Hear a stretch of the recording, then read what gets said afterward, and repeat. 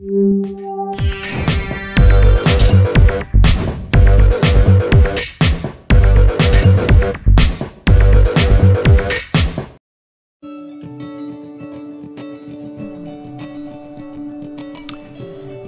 to KHAMITHEthics. Today we just want to learn about what Europe did to the peace-loving Australian indigenous race. Because we know that before the arrival of Europeans, Australian indigenous people lived peacefully. They had a unique and sacred view of life, time, and reality. We are aware of the fact that this never remained the same. Priest teacher Rabbi L.M. Dumizulu of KHAMITHEthics, Life Spirit of Amen, it's time to rebuild. Join us today and subscribe to our channel. The British sent a vast majority of its convicts to colonize peaceful Australia. Mostly English and Welsh constituted about 70%. The Irish were about 24%, or the Scottish 5%. The convict population had a multicultural flavor from various countries too. The majority of the convicts were thieves who had been convicted and in jail. Why did the British do this? Why so many convicts? The reason why there were so many convicts is because life in Britain created poverty because of new machines which were invented. They replaced people in workplaces. Thus, they were no longer needed to do any farming work or jobs. So they moved to the cities, in which they were overpopulated and lacking any employment opportunities. People resorted to stealing and engaging in criminal activities to survive. But where did the Australian Aborigines originate from? You can see on the map there that the most probable answer is that they moved from Africa over 70,000 years ago, migrated across the Northeast Africa, so-called Middle East today, into India, where they left another group. Then from there, they moved into Thailand, into various islands, until they found themselves in Australia and New Zealand. This question of origins for the Australian Aborigines has occupied a lot of brilliant scholarship all over the world. Historians, ethnographers, geographers, scientists, geneticists, evolutionists, religious people, spiritual people, and some of us priest rabbi teachers. And some people teach that the Australian Aborigines evolved in Australia as an autochthonous race. Autochthonous race means that there are people that emerge and out of that place where they are. In other words, they grow out of the ground, in quotation. While others think that they migrated from Africa. Perhaps among us, the first group of people who consider the first wave of people that moved out of Africa. Now, when the first European convicts arrived around 1788, the Aborigines were the only occupants of Australia. 100 years down the line, the Aborigines were no longer a group that owned Australia. They no longer held anything of worth. The majority of Aboriginal groups were actually starving and struggling for survival. The question is, what happened? And why did it happen that way? Now, what do you expect from convicted criminals encountering the most natural, peace-loving people ever to emerge on the planet? There was no peaceful interaction between the two groups. The frontier between them was and is always, all times, been marked in blood, overt and covert disdain, hatred, and destruction. You can see the picture below. There is a group of chained black indigenous people who are forced and led to do manual work. The Aboriginal race was destroyed also by various means. Socio-psychological war was used forcefully. Whites described the nation as primitive backward, animalistic. They were still registered as animals up to 1976 or thereby. They never voted in any election. Aboriginal beliefs and customs were ridiculed. European missionaries worked very hard to stop initiation ceremonies. These initiation ceremonies were the blood flow of the Aboriginal people. They hindered Aborigines from participating in traditional life. Whites encouraged Aboriginal marriages that cut across traditional tribal kinship laws. They also, the European convicts, introduced diseases. Before the arrival of Europeans, Aborigines were relatively free from diseases. Soon, they were to suffer badly from new diseases.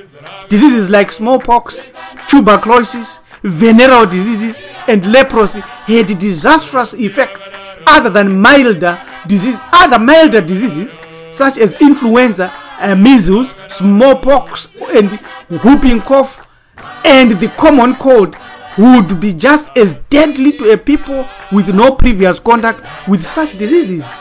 Several descriptions stated that in some areas, most or all of the children and people died from this disease. Alcohol, tobacco were also introduced to destroy them. Then there was a tactic which is similar and the same with African slave trade. This is this tactic or the process that created the stolen generation. What is the stolen generation? Around 1910 to about 1970, millions of Aboriginal children were forcibly taken, rather kidnapped from their families. The Commonwealth Government of Australia had policies that legalized this and deemed this right, and those who refused to let their children go were prosecuted and jailed. This created a phenomenon which still has disastrous repercussions today, known as stolen generations.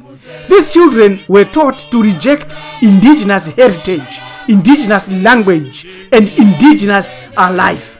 And then they were forced to adopt white European culture. Their names were often changed. They were forbidden to speak their traditional languages. Why? Was this successful? No, because racist tendencies that are inherent within these convicts blocked any success this process or this program would ever had. These policies of assimilation have failed dismally.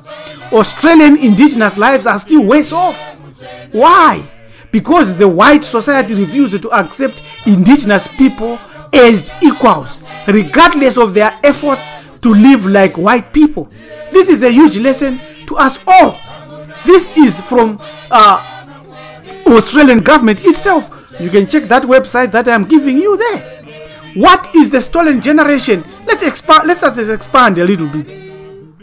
The stolen generation are the generations of Aboriginal children taken away from their families by governments, by churches, and welfare bodies to be brought up in institutions or fostered out to white families. Removing children from their families was official government policy in Australia until 1969. However, the practice had begun in the earliest days of European settlement, when children were used as guides, as servants, and as farm labor. The first native institution at Parramatta in 1844 was set up to civilize Aboriginal children. The Aborigines Protection Board was established and oversaw the mass dislocation of Aboriginal people from their traditional lands into reserves and stations. Aboriginal girls in particular were sent to homes established by the board to be trained for domestic service. This is serious. Aboriginal, Australian Aboriginal Bantus, when you look at them, look at their faces. Are we different from these people? What do they believe? What is their philosophy on human life, water, fire? Do they have totems? What about God? What about spirit? What about healing? What do they say? Honestly speaking, we are the same people, only different locations. Look at their eyes. Look at their black skin, their flat nose, their black eyes, their kinky hair. The hair might be slightly different. They might have wavy hair, but we are the same people, only in different locations from the same ancestors in Africa. Look at their bull mouth and our protruding jaws. Bantus and Australian Aboriginals are the same people. We are the same people. According to Australian Indigenous wisdom, what is man? They teach that a man is dual, that he is a physical flesh, and inside this physical flesh resides an unattached spirit. This is critical. This unattached spirit is very critical to hold, because it shall assist us in understanding the medicine man, the healer within the Aboriginal people. The Bantus also teach the same thing. The word ba comes from the two words ba, which is soul, or moya, or spirit, and in two means flesh, black flesh. We know and we acknowledge that our African ancestors established the concept of the Creator God. Now, there are some beliefs similar to indigenous black Africans. These are like beliefs like veneration of ancestors, belief in God, or belief in a spirit, or belief in nature as creator. Veneration of nature, veneration of trees, veneration of animals, veneration of life, where totemism come from. What is Aboriginal spirituality? I would like to quote here to the honor and acknowledge the indigenous owners of this land. Mudroro, an Aboriginal writer, the website that I have given there, he says, our spirituality is a oneness and an interconnectedness with all that lives and breathes, even with all that does not live or breathe. This is a Bantu. This is our culture. This is our spiritual standard. The oneness of nature, the interconnectedness with nature and life and everything else that breathes. Indigenous is spiritual life and the land. The indigenous people's relationship to the land was very different from the way Europeans viewed the land. But same with Africans. Individuals within indigenous society did not own the land as the Europeans did. Rather, indigenous people viewed the land as owning them. Eve. The land was handed down to them from the previous generations, and it was their duty to care for it. The land is the spiritual home of the indigenous ancestors. Nikadimu. You see that? And the ancestral spirits are still part of the land. In its rocks, plants, and animals, the ancestors who traveled across Australia at the beginning of time established the land boundaries between different indigenous groups and sacred sites. Same thing with Zimbabwe. Same thing with Africa. Same thing from Zimbabwe up to Cairo. We have indigenous land, indigenous group, and sacred sites. Each clan's land has sites that are sacred. Oh, this is African. Or of spiritual significance. We have already explained and extrapolated on that. Groups or individuals are responsible for these places and must care for them and keep them free from unauthorized visitors. Even today, as in the past, indigenous clans hold deep spiritual links with their lands, which were formed in the dreaming. The dreaming, we are coming to it now, is the most important of all the concepts. We compare here the views on the land between the white man's view and the Aboriginal views. You can see that the white man's view is that they disregard and they don't consider land as important. Whilst Aboriginal views the land with a view of it as a mother. And there is also the use of community ownership of the land and the spiritual connection and sacredness and natural boundaries. These natural boundaries were the ones that were removed by the conference that created the African countries and African nations in Germany, 1844. Then you can study and look and peruse this. This is quite critical. The Europeans view, they believe in real estate and materialism and urbanization. Whilst the Aboriginal view is that the title deeds for this land, for the land, are rituals, are the songs and stories and sacred objects found in those lands. We belong to the land. We live in harmony with the land, and we don't have to consider a lot of this or what we study. Welcome to Dreamtime. What is Dreamtime? There is so much to learn when we speak of Dreamtime. It is a form of initiation into adulthood or every stage of our life. It is the same as in ancient Africa, where initiation was done into tribal hierarchies. This is and was the backbone of Indigenous Australians. Dreamtime is a specific realization in which time is stopped and space dissolved or dismissed from one's reality. In this instant, the individual is able to experience the reality that began in creation, at creation, or zepi-tepi, and also all the indigenous heroes. A deep spiritual act of reflective and respectful listening or communion with life. This is Dreamtime.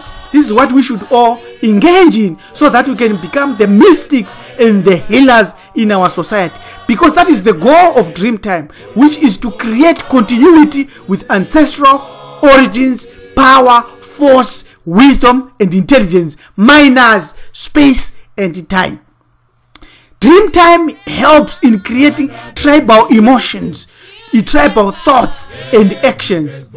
Most medicine males and females invoked Dreamtime abilities to perfect and perform wonders. We show here some of the tribes and their names and their locations in Australia. We have got the Ganjuri, the Dangali, the Bagiji, the Barindi, the Yita, the Mad. We have the Nguraila, we have the Wameruru, we have the Ngarigo tribes. These are our Australian cousins. We are one people as Bantus, as Africans, as black people. Cultural sameness and racial similarity makes us one nation. We are not different at all. Do you know that before the invasion, more than 250 Aboriginal languages existed in Australia? Today, as of 2017, only 40 of them are still being spoken. Why are so many lost? Because the tribes have been destroyed and scattered and tired. And it is time for us to reinvigorate each other. Our unity demands that we must build Dreamtime connections. It is time to rebuild. It is time we connect with our Australian cousins physically and spiritually, for we are one people.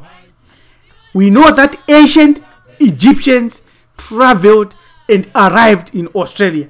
You can search on the website the mysterious Gosford graphics. Of course, as usual, there are some that say this is not so. Salani Rutle from KHAMITHEthics. Find us on livestreamofAmen.com. Thank you. Goodbye. Our Lord is mighty. Our Lord is mighty. He is a mighty Hashem. He's mighty. Our Lord is mighty. He's mighty. Our Lord is mighty. He's mighty. Our Lord is mighty. He's mighty. He is a mighty Hashem. He's mighty. Our Lord is mighty. He's mighty.